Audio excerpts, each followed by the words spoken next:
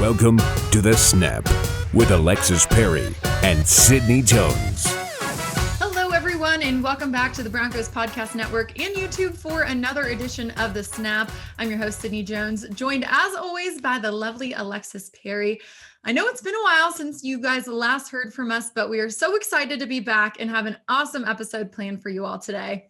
Today, February 3rd, is a very special day because it marks the 35th annual National Girls and Women in Sports Day.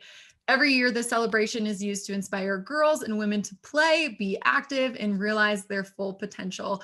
And I can't think of a better way to celebrate than an episode of The Snap highlighting two women who are near and dear to both of our hearts and the Broncos organization.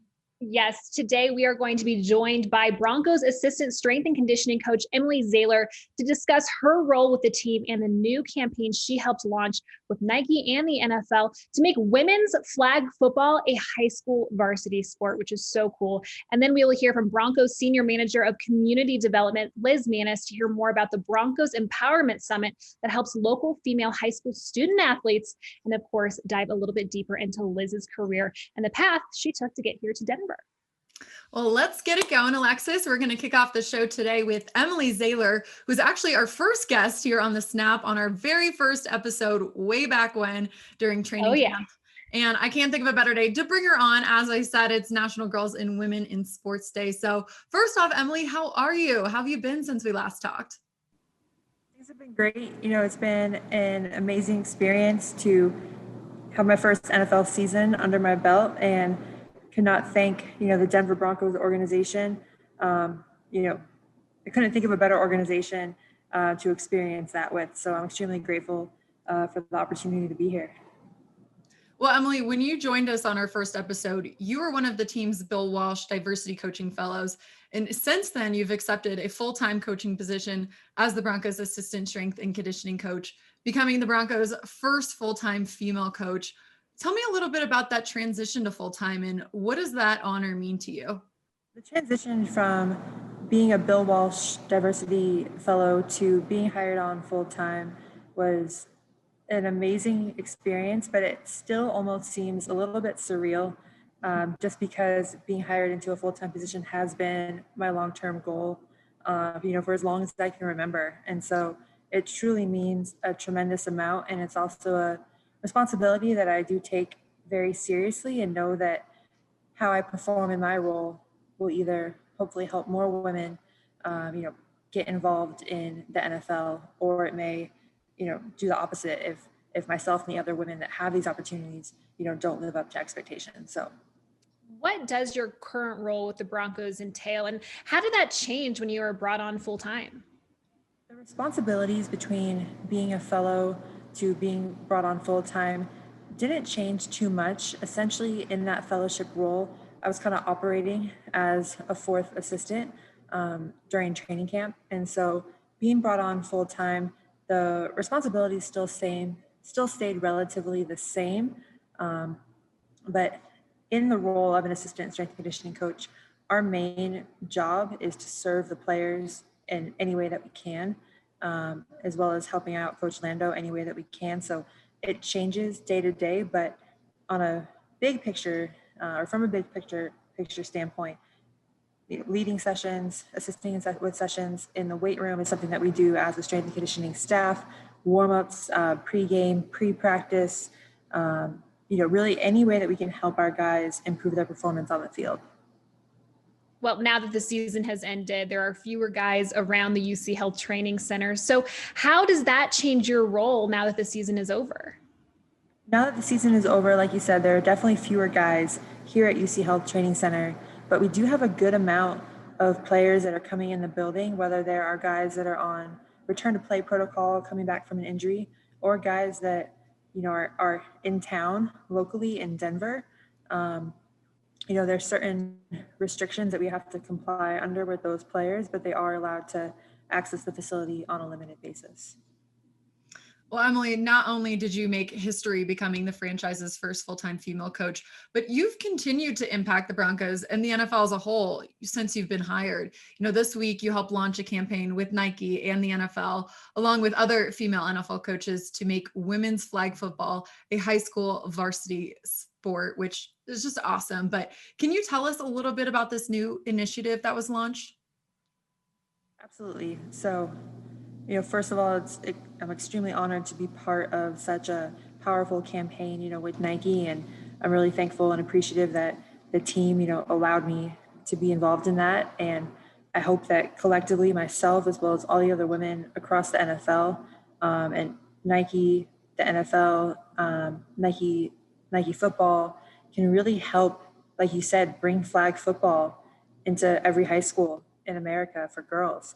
I know when I was in high school, flag football was an option. I 100% would have played and would have loved that, but I wasn't given that opportunity. That didn't exist, at the time. And so the goal of the campaign with Nike is to provide funding for every single state to be able to offer and support girls flag football. How did this campaign come about? And what was your reaction when you heard from Nike and the NFL when they asked you to be a part of such an impactful campaign? I feel like I would have been on the floor. Yeah. So it basically was, no, when they reached out, I mean, it just, again, the word I keep coming back to is surreal. Because just to think that, I can contribute to something so meaningful and play just a small part in that, is beyond anything that I could have ever imagined. And I feel really lucky, to be alongside the other women of the NFL.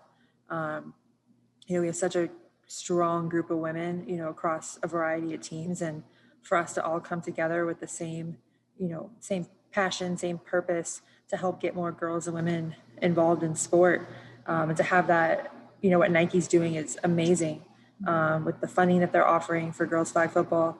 I mean, it's unreal. It's unlike, anything I could have ever imagined. So it's truly an honor to be involved in it, and it means a lot to me. Nike tweeted that 1 million more boys than girls get to play sports in high school. And you have to think that that's because of the number of boys who are playing football. And really, that stat just absolutely blew my mind. So what initiatives does this campaign have in place to improve that number? And can you give us details on how Nike and the NFL plan to bring varsity flag football to different states in the US? Yeah, so through the Nike campaign, there on the website, you can vote for your state or any state to approve flag football as a sport. So as many of you guys listening that can go on and vote, and then maybe we can share the link at the end of the podcast episode. But the more votes that we can get, that's definitely going to help. And Nike's going to provide, a certain amount of money. I believe it's $100,000 to every state where it's approved and voted for to make flag football a varsity sport for girls. And they're also going to provide uniforms, gear, sports bras. So there's really nothing that can get in the way of these girls having that opportunity. And just being a part of that, I mean, it gives me chills. Emily, how do you hope this campaign will inspire young female athletes, maybe off the field too? Yeah, great question. I think this campaign with Nike will inspire young female athletes, definitely on the field, and give girls an opportunity to play a sport that maybe they didn't know was possible, or maybe they want to have a career in football and now they can see some of us that are doing that and decide to go after it. But I feel like off the field, I feel like being able to play sports as a girl has definitely helped mold my character as a woman. And I think that there are things you learn, like teamwork, leadership, how to overcome adversity, tenacity, persistence. Those are all qualities that girls learn through sport and can apply, for the rest of their life outside of the sports setting. And there was also a recent stat I saw, and I believe it said 14%.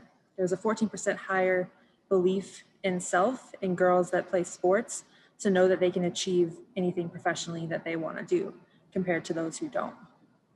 Wow, that's an awesome stat. I haven't heard that, but I believe it. Yeah.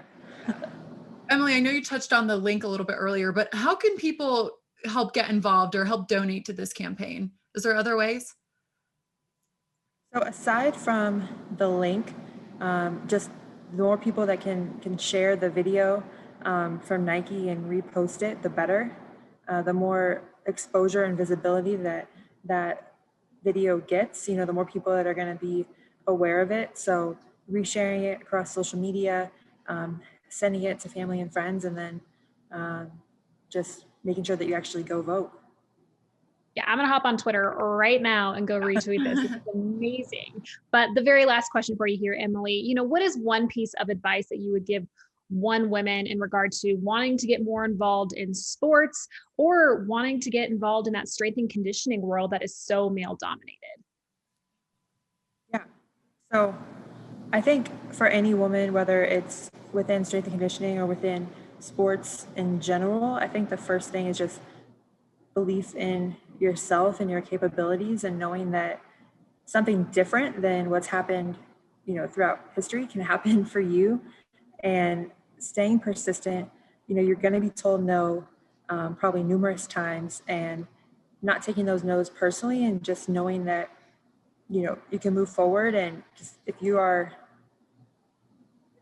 just being so determined and not willing to give up, on your goal, being that you're a woman and being that you might get those no's along the way, but just continuing to stay persistent and go after it. And I think within the strength and conditioning realm specifically, the same thing applies. To work at the professional level, regardless of your gender, you need to be great at what you do. And so I think the more women that realize that and need to know that they need to be exceptional at what they do, to have that opportunity to get their foot in the door. And once you have that opportunity, you need to show why you should be there.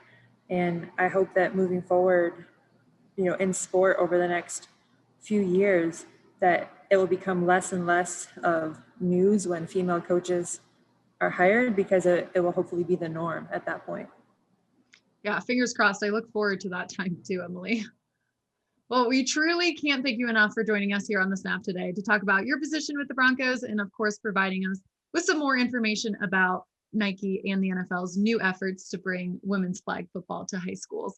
And Emily, to you, happy National Girls and Women in Sports Day. Thank you so much. Thank you guys for having me on, and happy National Girls and Women in Sports Day to both of you as well. And thanks for everything that you guys do for the organization. So. Now let's welcome back Broncos Senior Manager of Community Development, Liz Manis, who we featured on the Snap during the season to talk about My Cause, My Cleats. Liz, we're so happy to have you back on today to dive a little bit more into your career and then the Broncos Empowerment Summit digital learning series, in which you oversee. Just to start, for those who might not know, what exactly does a Senior Manager of Community Development for an NFL team do? Yeah, that's a great question. And it's something that when I was kind of going through college and thinking about what I wanted to do, I did not know that this was a position that existed. But really what I do is I help our players primarily use their platforms to give back in meaningful and strategic ways. So I support all of our team community outreach initiatives, partnerships with nonprofit organizations. But a lot of what I do is really focus on maximizing the potential that our players have to make a difference in our community and finding ways to engage them in meaningful ways. Oh, that's so amazing. When did you know that you wanted to work in community relations for an NFL team, and what was your path like to get here? So I graduated undergrad with a completely irrelevant degree. I studied health policy and started my first job out of college in that work, and quickly realized that it was just not what I was passionate about. So I actually, as kind of a side gig and a second job, I worked at the University of Maryland in their athletics department in the guest relations department. So it's typically a job that like a lot of retired people do. It's not usually young women in their 20s. I had to wear a really funny sweater vest to games and khakis, and it was just like not very cute, but I enjoyed it a lot more than I enjoyed my real job, which was a 9-to-5. So I actually researched some different options and talked to a lot of different people, and ended up going to the University of Texas to get my master's in sports management. And while I was there, I worked with their media relations team. They'd actually just launched the Longhorn Network with ESPN, which really opened up a lot of opportunities for me as a grad student to get more involved, take ownership in different things. And as I was thinking about it, the opportunities that I really enjoyed were those that allowed me to get to know the players, the athletes, the coaches, as not what they were doing on the field or on the court, but really those kind of behind the scene moments where you got to know them as just people and humans, and doing things like Make-A-Wish visits and hospital visits. Those were the moments that I really cherished and remembered. And that was when I kind of learned that, especially in the professional sports world, that community relations, community development was an opportunity that I wanted to pursue. What have been some of the biggest highlights or favorite memories of your career so far? I think what's really neat, and specifically in our role, is it really changes and evolves throughout the years. So we kind of have our staple outreach opportunities for the NFL. We do a lot of Play 60 programs, and it's really fun to see the athletes connect with young kids and just really play with them and it's be like their kids having fun with their sport and really just bringing back that joy. But we also have the opportunity that we kind of match what's going on in the world. So this past year, obviously, social justice, racial equality were really big opportunities for us to make a difference and support our players in their outreach. And so I love that we have the opportunity to evolve and shift and really take on new challenges and new opportunities each and every year. And in doing so, we get to do some really neat things to try and make a difference in our community. Yeah, one of those challenges being this year as a whole. I mean, there's no doubt that it's been a challenging year for just about everyone in the workforce, but for you guys specifically on your team, Liz, how has COVID affected your job and how has the department, been able to work around it? It's really forced us to change and rethink everything we do. But with that comes a lot of opportunity. So the day everything shut down in Colorado was supposed to be our second annual Empowerment Summit, which is a program we do for female student athletes, primarily high school age, where we bring them to the stadium. We bring together different organizations that lead breakout sessions. We do a networking luncheon where they can meet different female leaders in our community, and it's a really powerful day. That was supposed to be the day when everything shut down, so we ended up kind of waiting until the last minute, and then we followed suit when the school shut down and ended up postponing the event. We really didn't know when we were going to be able to host it. I think similar to a lot of other people, we were hopeful that, the pandemic was going to be something that we dealt with for a short period of time. And obviously close to a year later, it still really impacted our communities. But we were able to shift that program specifically and so many others to a virtual format. So we recorded sessions, either pre-recorded or live. We had female student athletes from all across the state, whereas typically we would kind of be confined to that Denver metro area. But now that it's virtual, we can reach female students in rural Colorado, all across the state, different areas that we don't get to work with quite as much.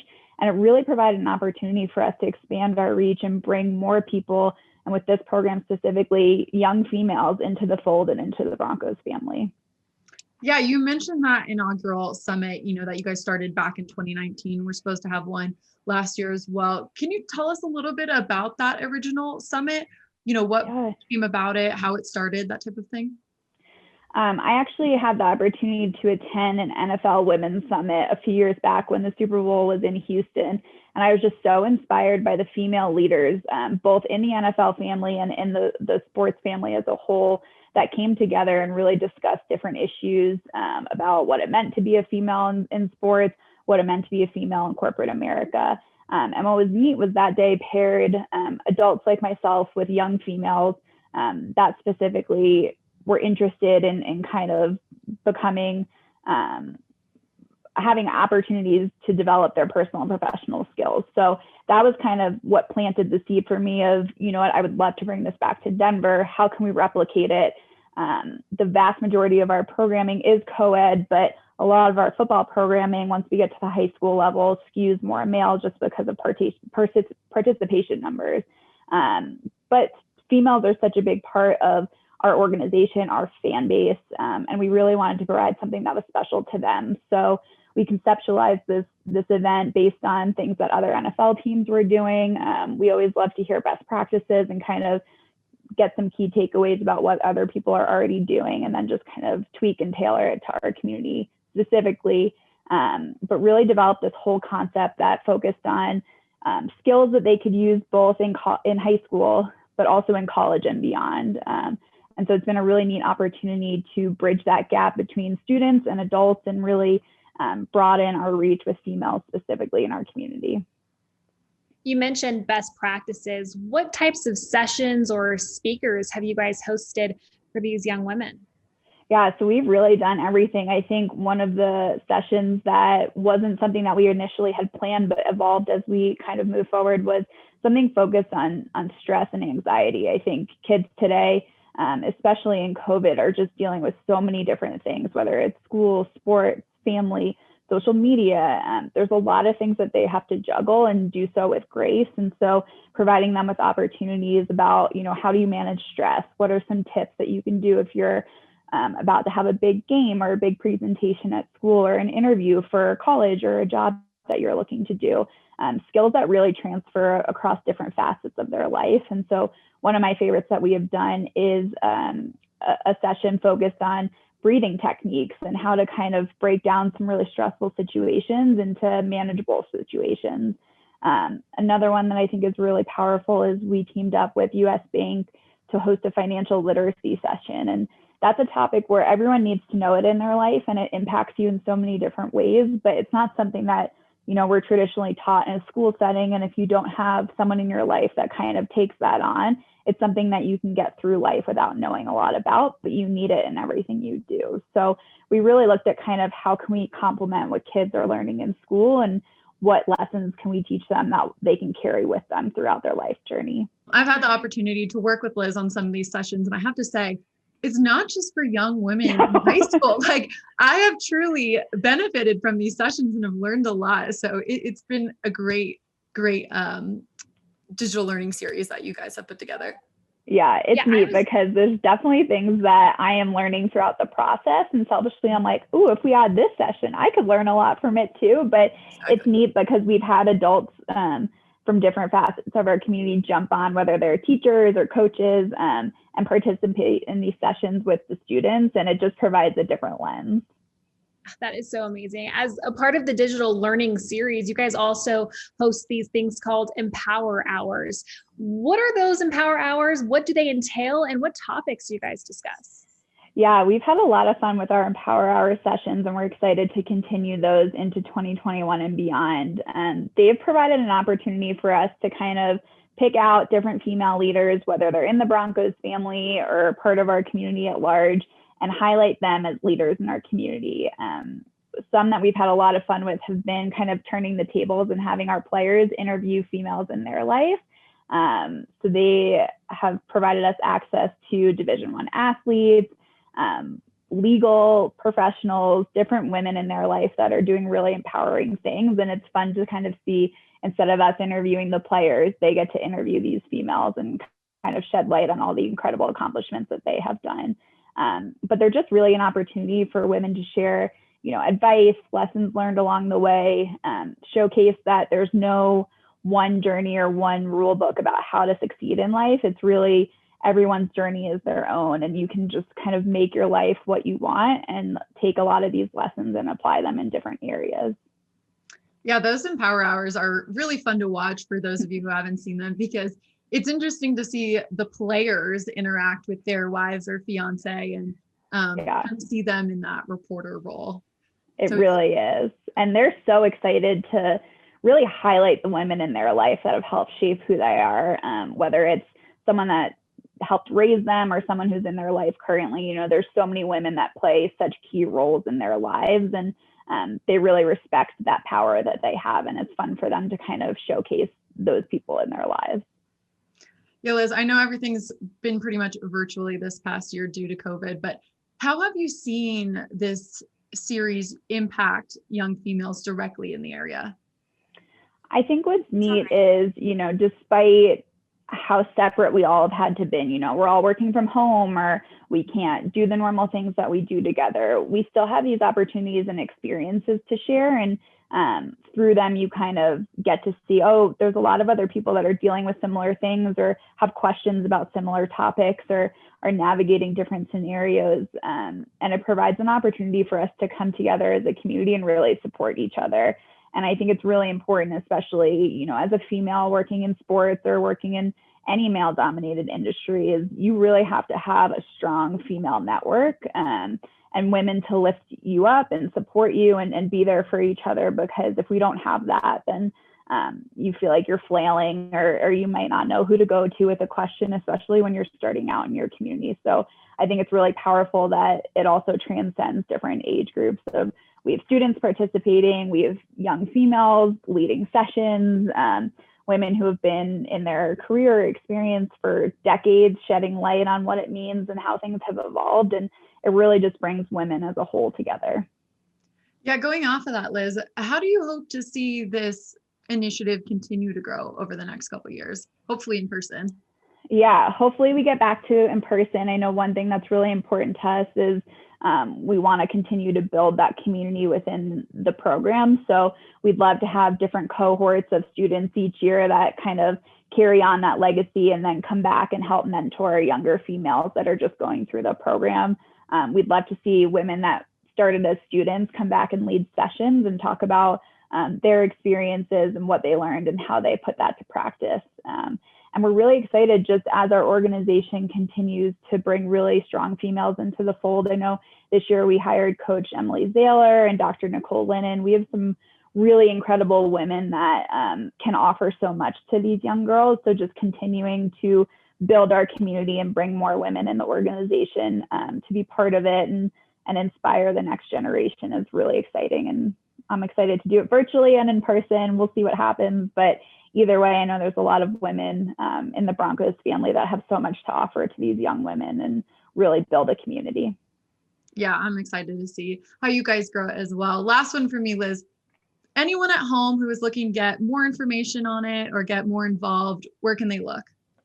Yeah, so we have an entire website. It's denverbroncos.com/empowerment. And on that website, they can find the speaker sessions.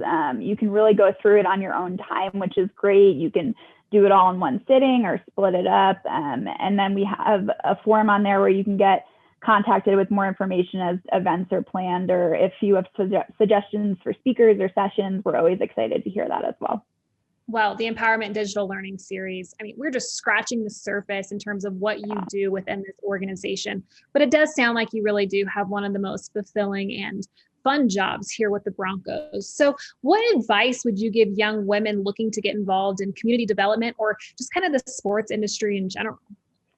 Yeah, my advice would be to follow your dreams and pursue it with passion. I think whatever career you go down, hopefully it's one that you enjoy. And I think finding something you're passionate about and using that as your vehicle for everything that has to do with your job is really important. I think I see that so much here in this organization, specifically with you guys and other people that we come across, of people really love what they're doing here. And if you love what you do, it doesn't feel like you're working crazy hours in sports and nights and weekends, which I know you guys specifically do a lot of, but just kind of not getting discouraged if it doesn't happen right away. I had to do a couple of internships before I got hired on. I had an undergrad degree, a graduate degree, and I had friends and family looking at me like I was crazy because I was still doing internships in my mid-20s. But if you know that it's right for you and it's something you want to pursue, just go about it with passion and conviction and don't give up on your dreams. Well, Liz, we can't thank you enough for taking the time today to jump on the Snap and chat with Alexis and I. It was a pleasure talking with you as always. It's always great to talk to you guys. I love listening to your podcast every week and all the incredible females you speak to and talk to about what's going on in the NFL and the industry as a whole. So thank you guys for having me on. Well, that'll do it for this week's episode of The Snap. Thank you all for joining Alexis and I today to celebrate such a special day in our lives, and a happy National Girls and Women's Day to all the ladies in and around the sports industry. We'll see you all right back here on the Broncos Podcast Network and YouTube in the next coming weeks for another episode.